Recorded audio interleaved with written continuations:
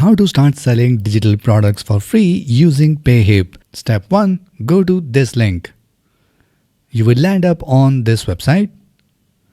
And here you can register for free. So we click on Get Started for free from here. And then fill up your basic registration details. And then click on Create Account. Alright, it's going to create your free store for your digital products. And here you need to enter your store name. So let's go ahead and add a name here and then click on Continue. And here it's going to ask you to enter a username for your store, which is going to be the URL of your store. So we enter the name here and then click on Get Started.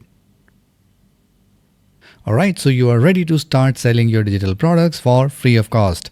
You can go ahead and start adding your product, set up your checkout, and you can customize your store as well.